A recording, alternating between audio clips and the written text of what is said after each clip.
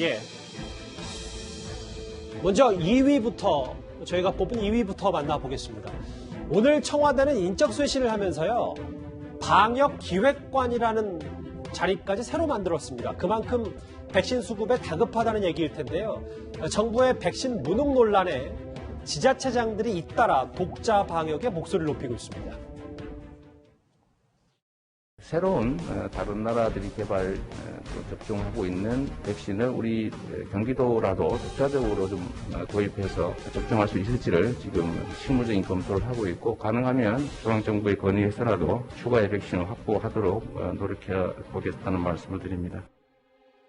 현재 방역수칙상 식당 등에서 5인 이상 사적 모임이 금지되고 있어 소상공인의 어려움이 가중되고 있는 실정입니다. 시에서는 지금 코로나 방역이 엄중한 상황이라서 이 엄중한 상황이 조금 진정되는 확산세가 안정되는 시기에 같은 일행에 한해 평일 점심시간만이라도 5인 이상 모임을 한시적으로 허용하는 방안을 정부와 적극 협의해 나가겠습니다. 물론 협의, 노력 뭐 이런 단어 좀 가운데에 있는 단어를 쓰긴 했습니다만 오세훈 시장 얘기는 저희가 많이 했었고 박형준 시장 평일 점심 5인 모형을 허용하는 걸 좀 검토해 보겠다. 근데 여당 소속의 경기도지사, 이 지사도 독자적인 백신 도입을 검토하겠다. 뭔가 정부의 방역에 대해서 지자체단들이 좀 못 믿겠다 뭐 이런 취지입니까? 그 오세훈 시장과 박형준 시장이 새로 뽑힌 시장이고요. 그리고 야당 시장이기 때문에 지금 지속되고 있는 이 방역과 관련해서 좀 야당 시장으로서의 새로운 좀 지혜로운 해법을 새롭게 접근해 보겠다는 문제 제기를 계속 했던 거고요.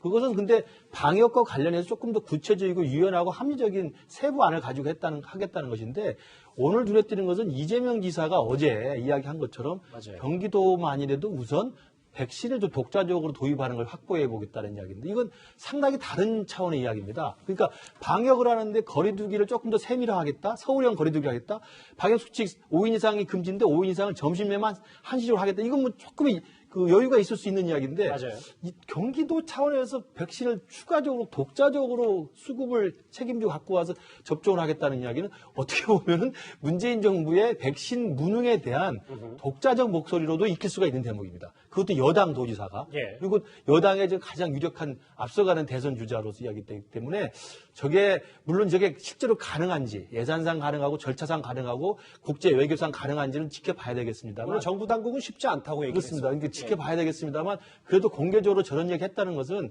이 미묘한 시기에 아마도 경기도지사 이재명 지사, 그리고 여권의 가장 1위의 지금 대선 주자로서 청와대가 주도하고 정부가 추진하고 있는 이 백신 관련된 문제에 대한 간접적인 문제 제기를 한 게 아닌가, 간접적인 비판의 목소리를 낸 게 아닌가, 이런 식으로까지 확대 해석도 가능하지 않을까 해서 흥미롭게 지켜보고 있습니다.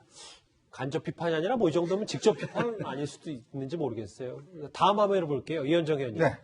그 경기도의 백신 독자 수급 얘기를 꺼내니까 야당에서는 이게 임기 말 레임덕을 보는 것 같아 씁쓸하다는 유승민 전 의원 얘기 있고, 이준석 전 최고위원은 이런 건 레임덕의 전조가 아니라 최종 형태다라고 했는데, 실제로 여기 보면 민주당 내부에서도 이런 즉흥적인 이벤트가 국민 혼란만 초래한다 이렇게 얘기를 하고 있거든요.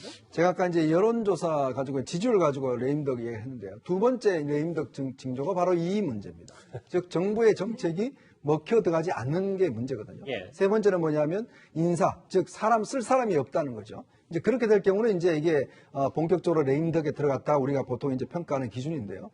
바로 이제 대통령, 즉 정부가 시행하는 정책을 여당 지금 가장 큰 경기도지사가 지금 거부를 하고 있는 거거든요. 사실 저는 이게 이재명 지사가 왜 이런 이야기를 하시는지 이걸 검토해 봤는지 모르겠지만, 지금 미국 같은 경우는요. 어떤 식이냐면 이제 보통 그 백신 회사가 있지 않습니까? 네. 근데 백신 회사가 이제 각 주의 공장에 있잖아요. 근데 거기에 그 주지사의 허락이 없이는 반출을 못 해요. 이 백신 자체를. 물론 이제 전체적으로는 이제 국가 차원의 연방정부가 통제를 하지만, 일단 주정부가 그 해당 지역에 있는 공장에 백신 생산할 때 그걸 반출할 여부를 주지사가 허락하게 돼 있습니다. 네. 자, 그러면 경기도 같은 경우도 자매결을 맺은 데가 있을 거 아니겠어요? 그러면 아마 이재명 지사 생각에서는 자매결을 맺은 미국에 있는 주에서 어떤 거기에서 뭐 화이자나 뭐 모더나 이 생산을 하게 될 경우에 본인이 직접 해서 뭔가 경기도에다가 좀 줄 수 있느냐, 이런 식으로 해서 아마 이제 백신 외교를 하는 것 같은데, 근데 지금 미국은요, 연방정부 차원에서 백신을 굉장히 엄격하게 외부 반출을 못하게 하고 있습니다. 네. 그러니까 자국민들을 쓰기 위해서. 그러니까 거의 불가능한 이야기인데, 이재명 지사 그걸 모를 리 없지 않습니까? 그렇겠죠. 그럼에도 불구하고 저런 이야기, 즉, 도 차원에서 백신을 가져온다는 이야기를 띄운 이유는 결국 현 정부의 지금 백신 정책이 잘못되고 있다는 것을 저는 간접적으로 지금 공격하는 이야기가 아닌가는 싶고, 또 한편으로 내가 하면 잘할 거야 라고 하는 어떤 자신에 대한 자신감들을 좀 내비친 게 아닌가. 사실 그동안 이재명 지사가 이 민감한 현안에 대해서 SNS를 하지 않았거든요. 그런데 아마 이번에 저렇게 이야기를 한 것은 상당히 정부에 대해서는 상당히 타격이 클 겁니다.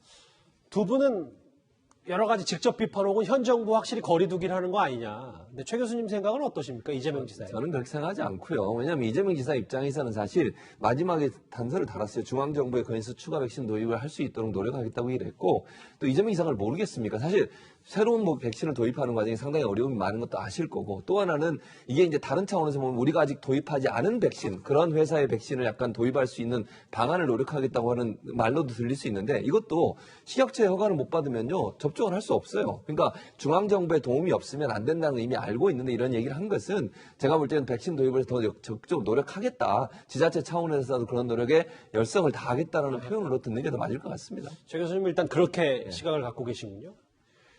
그런데 가뜩이나 이 백신 수급이 불투명한 상황에서 미국이 백신을 3번 맞는 것까지 검토하고 나서고 있습니다.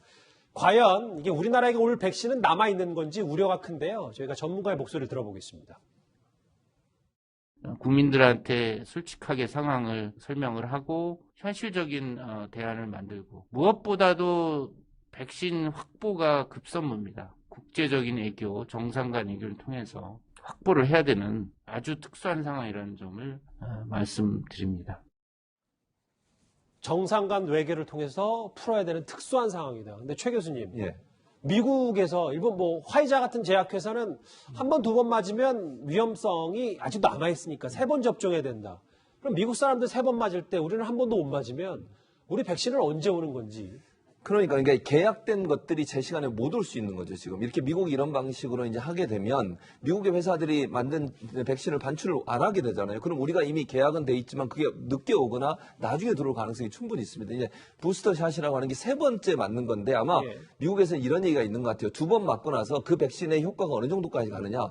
지금 현재 의학적으로는 최장 12개월 간대요. 그러면 1차 맞은 사람 12개월이면 다시 또 맞아야 되는 상황이 되는 거거든요. 그걸 3차 접종을 하겠다는 건데, 그렇게 되면 이제 다른 나라에 반출해야 될 백신들이 반출을 못하는 상황이 되는 것이고, 이랬을 때 우리한테도 피해가 올 가능성은 충분히 있죠. 우리뿐만 아니라 제가 볼 때 이런 미국에서 생산하는 백신을 공급받거나 계약한 다른 나라들도 영향을 받을 가능성이 있습니다.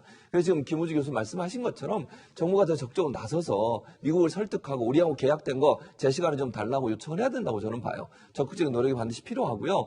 미국이 물론 자국의 국민들을 지키기 위해서 그런 행동을 한다고 볼 수도 있겠지만, 또 하나 우리가 노력해보면, 저는 그냥 거시적 관점에서 말씀을 들어보면 크게 보면 이거 특허를 좀 풀어야 된다고 저는 개인적으로 생각을 해요. 왜냐하면 전 세계, 우리나라뿐만 아니라 아프리카 같은 데는 거의 못 맞는 나라도 많거든요, 지금. 그래서 전 세계 국민이 함께 면역이 형성 안 되면요, 어느 한 나라만 백신 맞았다고 안전한 게 아니거든요. 그런 차원에서 국제적 공조도 우리가 적극적으로 나서가지고 압박을 해서 좀 특허도 풀 수 있는 방안들도 고민해 볼 수 있는 시간이 있었습니다. 그러니까 미국의 3차 접종으로 백신 대란은 우리뿐만 아니라 지금 전 세계적으로 일어나고 있다. 특히 근데 우리가 또 백신 접종률이 좀 지극히 낮기 때문에요.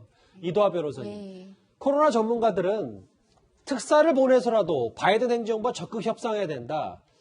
앞서 화면에서 만났던 김우주 교수는 국제적 정상 간 외교를 통해서 확보해야 되는 특수한 상황이다. 여기는 기업까지 동원해야 된다 얘기를 하는데, 근데 이런 전문가들의 목소리와 달리 지금 현 정부가 백신 수급에 얼마나 팔을 걷어붙이는지에 대해서는 좀 물음표가 있는 것 같거든요. 예, 그렇지만 이재명 지사가 사실 그 국가의 신뢰도에 대해서 일정 부분은 의문을 표명한 거거든요. 그러니까 이 부분에 대해서 좀 민심이 심상치 않다는 거를 정부도 알게 되지 않았을까 싶어요. 그러니까 아까도 말씀드렸지만 경기도 같은 경우는 뭐 일본이 지금 그 백신을 들여올 때도 장관이 갔더니 장관 말고 총리 나와라 이렇게 다국적 기업에서 그렇게 얘기하는 것처럼 경기도가 할 수 있는 건 제한되지만 러시아의 스푸트니크 V 이런 거는 러시아가 그 중앙 정부뿐만 아니라 지방 자치단체 정부하고도 계약을 한대요. 그렇지만 통관이나 사용 승인 문제가 있으니까 지방 자치단체에서 할 수 있는 건 제한이 되죠. 그렇지만 자치단체장들이 방역이나 면역에 대해서 집단 면역의 시기에 대해서 내지는 가능성에 대해서 이렇게 의문을 표명하면 이 부분은